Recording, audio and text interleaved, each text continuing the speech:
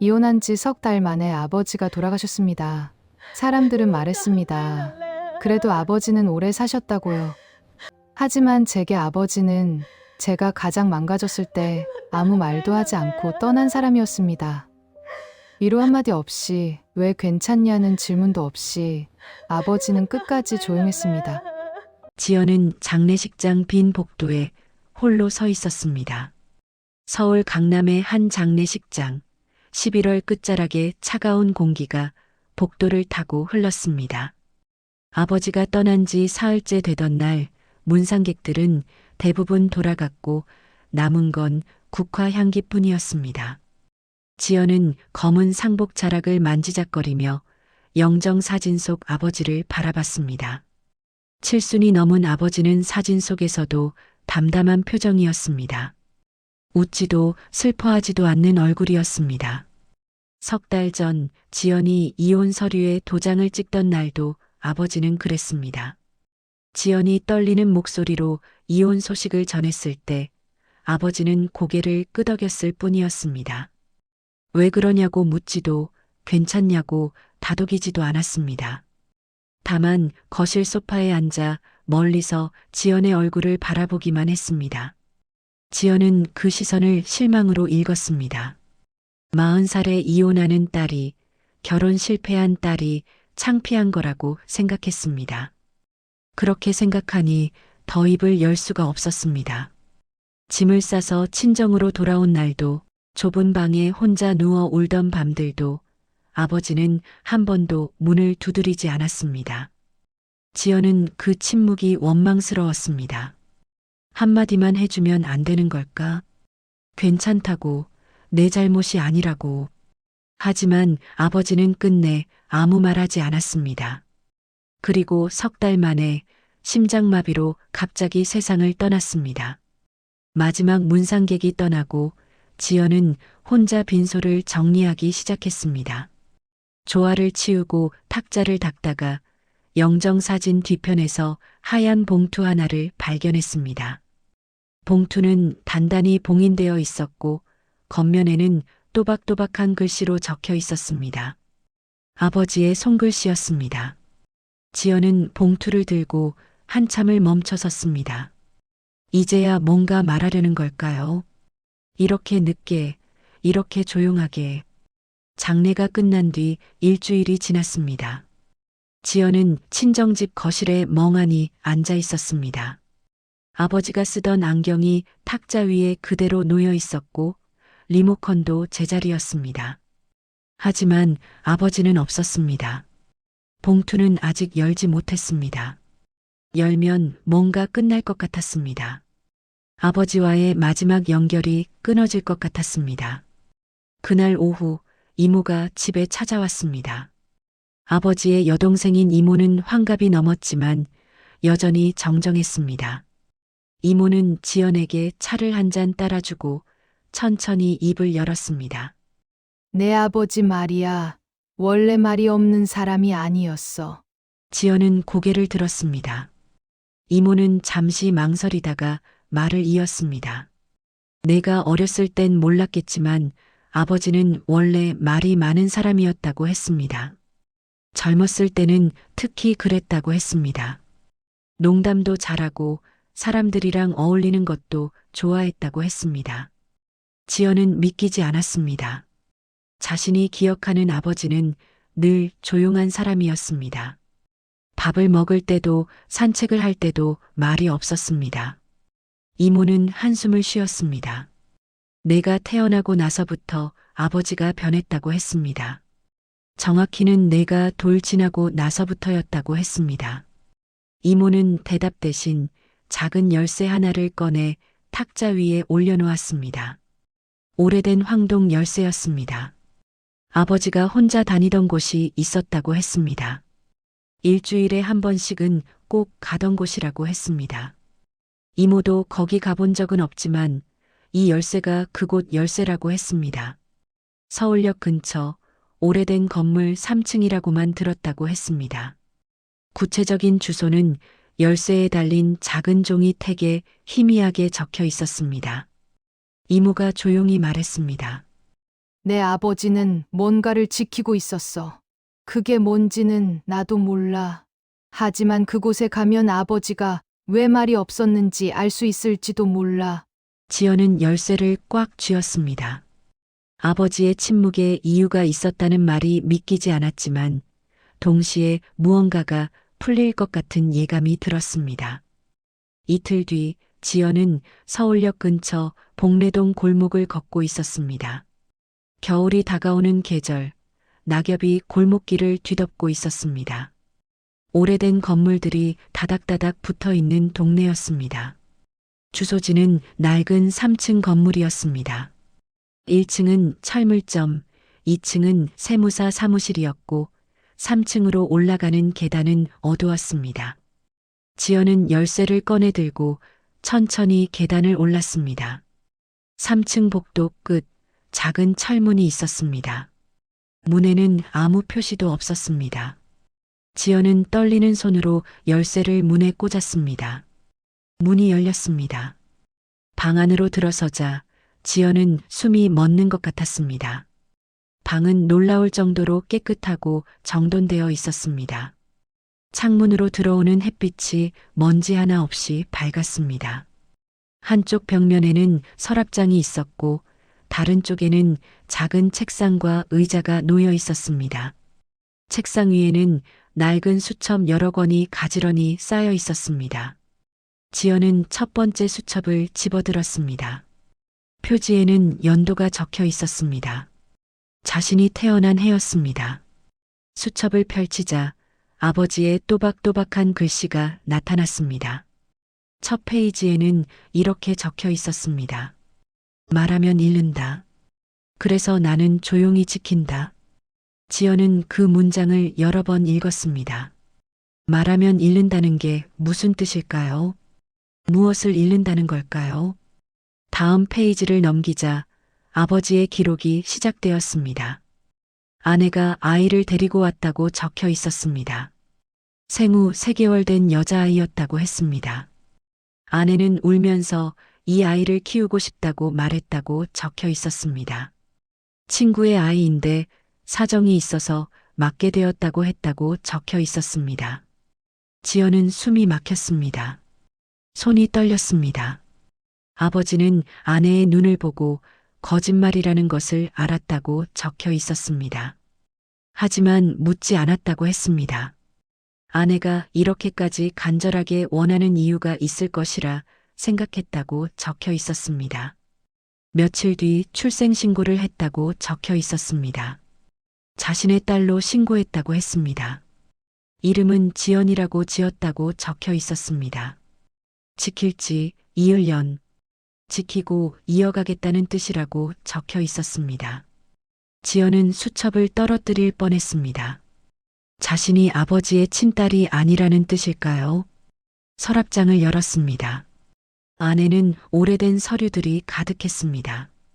출생증명서, 병원 기록, 사진들이 있었습니다. 한 장의 사진이 눈에 들어왔습니다. 젊은 여자가 아기를 안고 있는 사진이었습니다. 사진 뒷면에는 날짜와 함께 적혀 있었습니다. 사진 속 여자는 지연이 알던 어머니가 아니었습니다. 전혀 모르는 얼굴이었습니다. 지연은 바닥에 주저앉았습니다. 아버지의 침묵이, 그 긴 침묵이 이제야 조금씩 이해되기 시작했습니다. 지연은 이모에게 전화를 걸었습니다. 떨리는 목소리로 물었습니다. 자신이 아버지의 친딸이 아닌 거 맞냐고 물었습니다. 전화기 너머로 긴 침묵이 흘렀습니다. 이모가 한숨을 쉬며 맞다고 대답했습니다. 지연은 눈물이 쏟아질 것 같았지만 참았습니다. 왜 아무도 말해주지 않았냐고 물었습니다. 왜 아버지는 한마디도 하지 않았냐고 물었습니다. 이모는 말을 잇지 못했습니다. 직접 만나서 얘기하자고 했습니다. 1시간 뒤 이모는 복례동 그 방으로 찾아왔습니다. 이모도 이곳에 처음 온 듯 주변을 둘러보았습니다. 이모는 의자에 앉아 천천히 이야기를 시작했습니다. 지연의 친어머니는 아버지 대학 동창이었다고 했습니다. 지연을 낳고 얼마 안 돼서 사고로 돌아가셨다고 했습니다.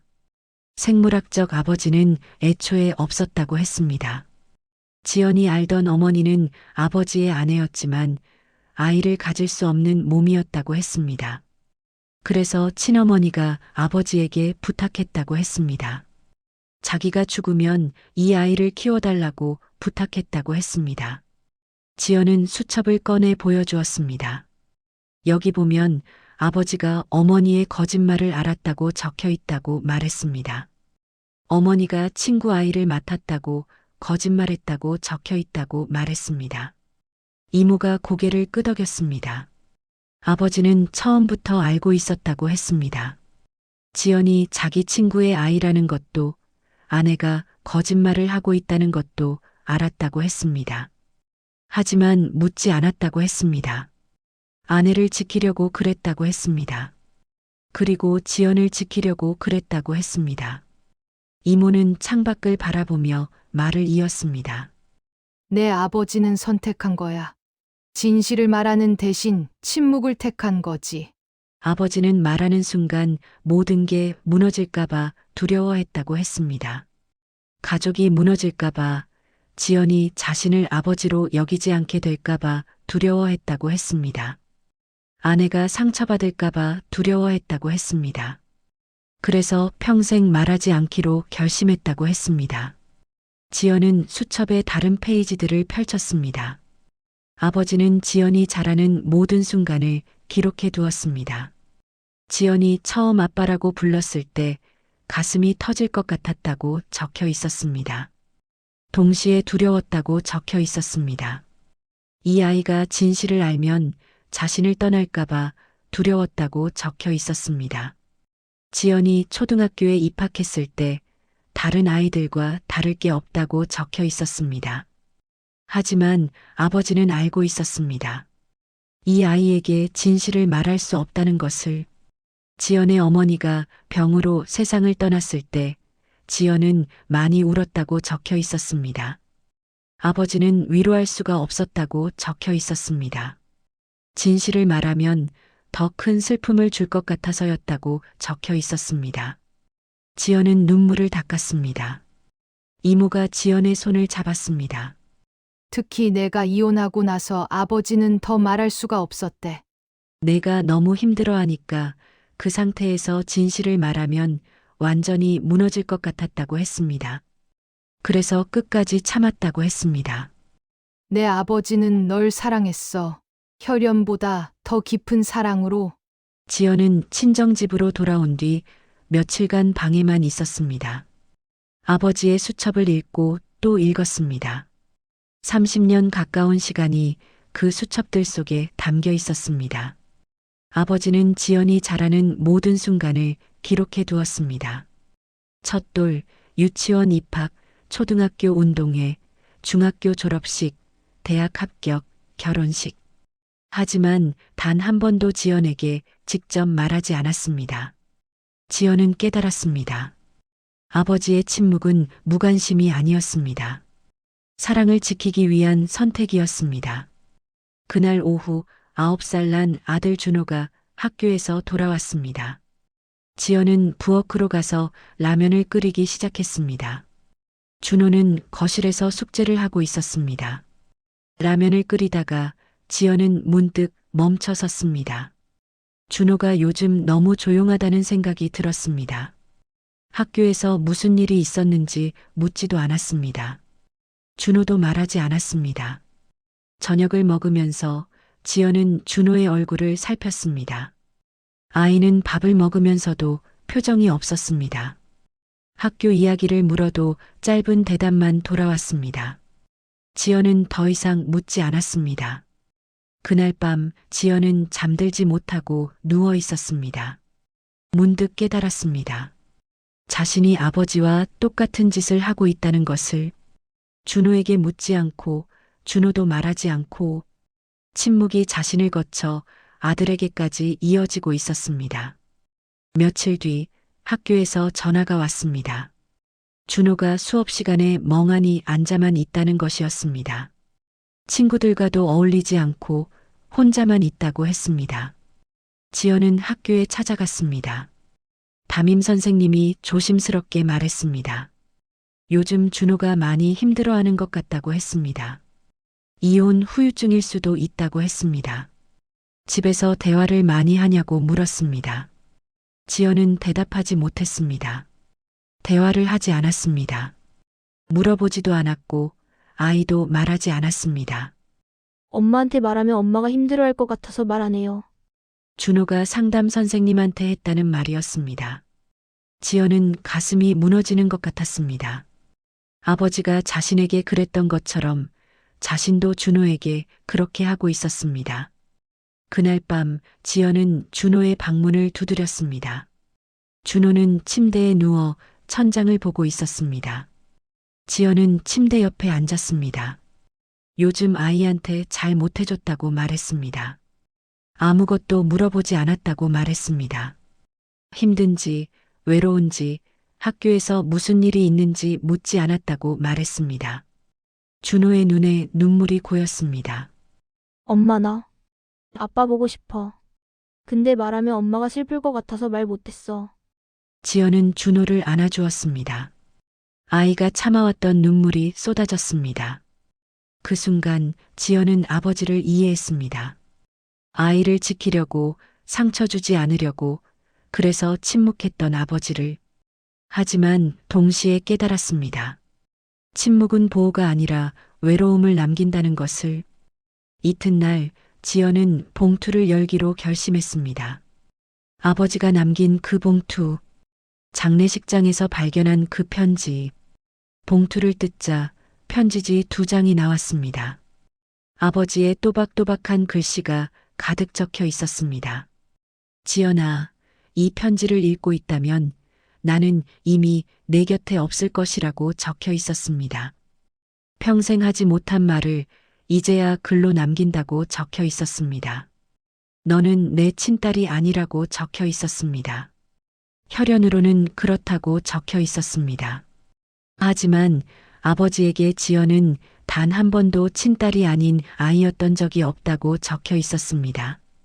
지연이 처음 아빠라고 불렀을 때 아버지는 세상에서 가장 행복한 사람이었다고 적혀 있었습니다. 동시에 가장 두려운 사람이기도 했다고 적혀 있었습니다.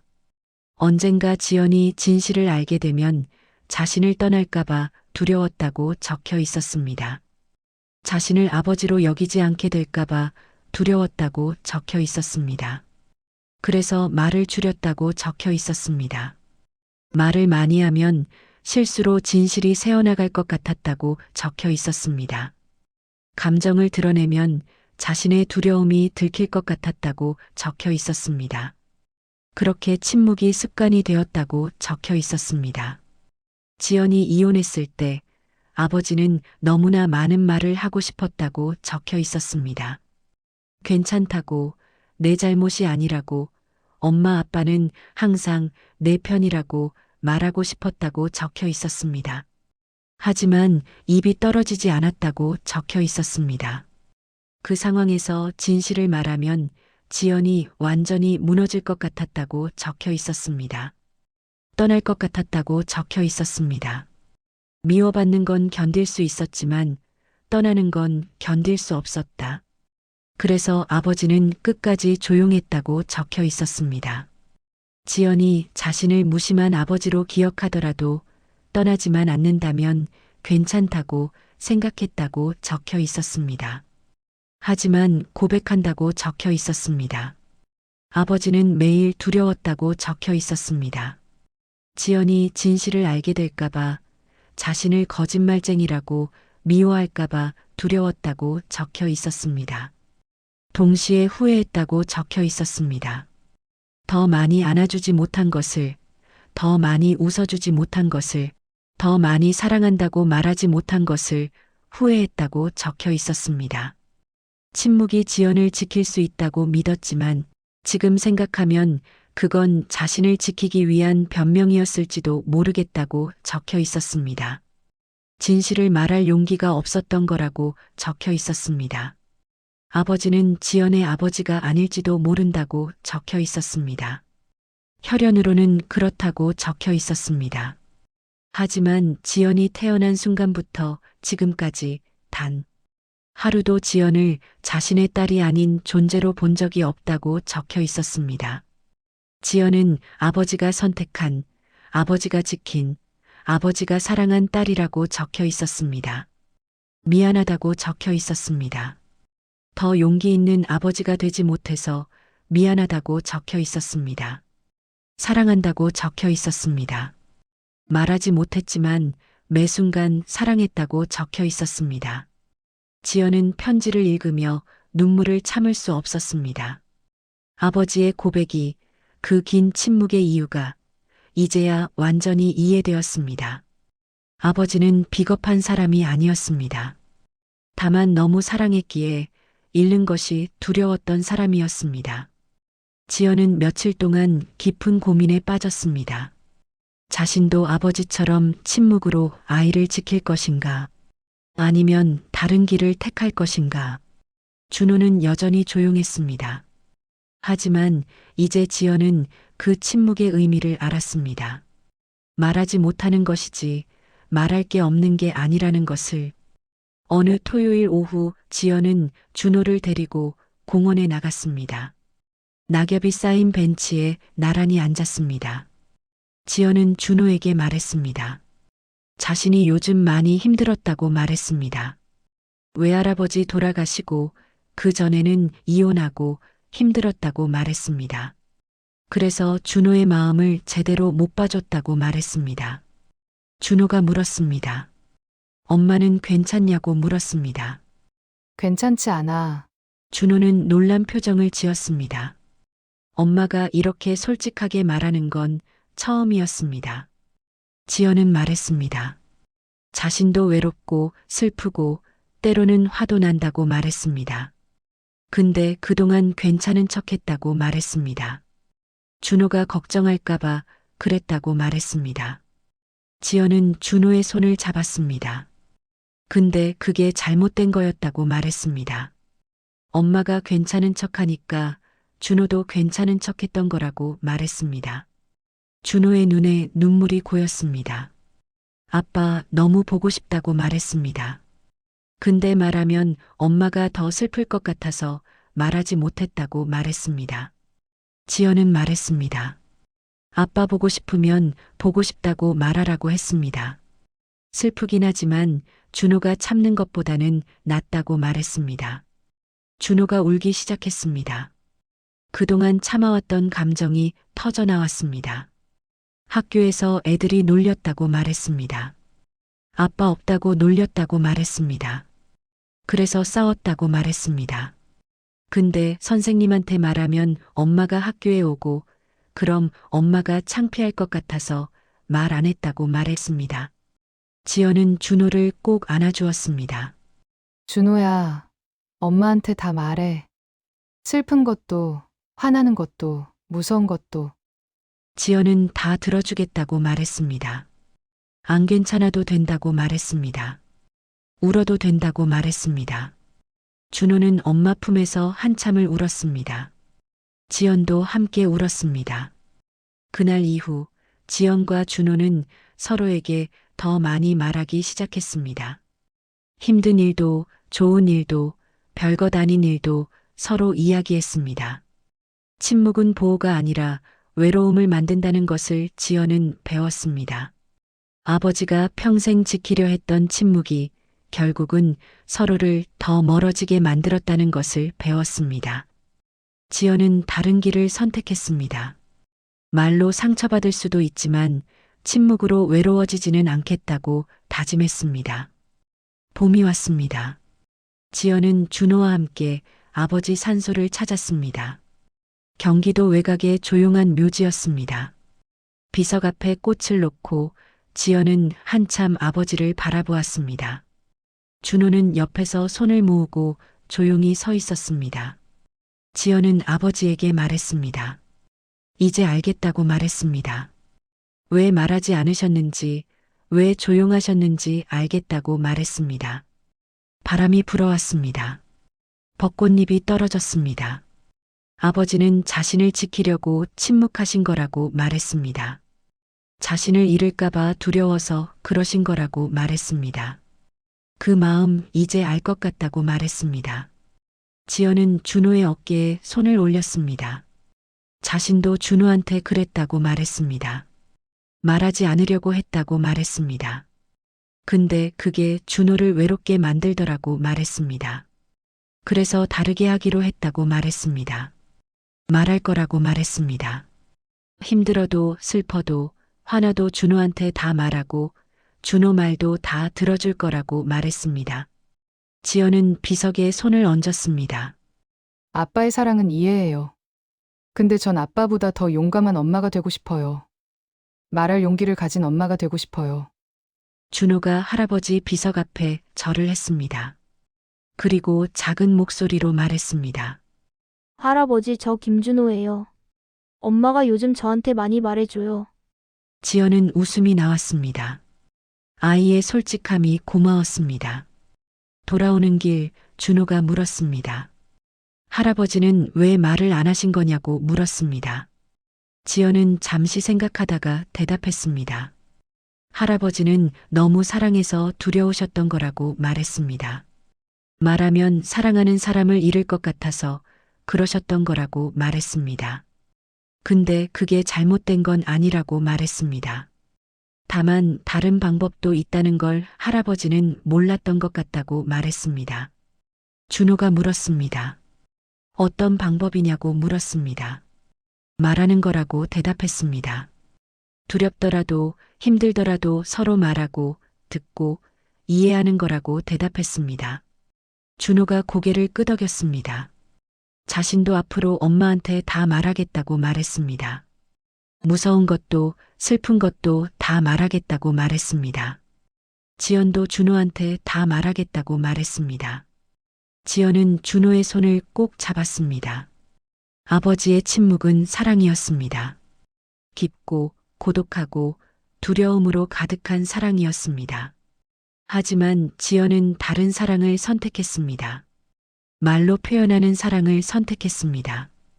때로는 상처받고 때로는 불완전하지만 외롭지 않은 사랑을 선택했습니다. 혈연이 가족을 만드는 게 아니라는 것을 지연은 배웠습니다. 선택과 시간이 그리고 서로를 향한 말과 침묵이 가족을 만드는 것이라는 것을 배웠습니다. 아버지는 침묵으로 사랑했지만 지연은 말로 사랑하기로 했습니다. 그것이 지연이 아버지에게 물려받은 그리고 다르게 이어가기로 한 유산이었습니다.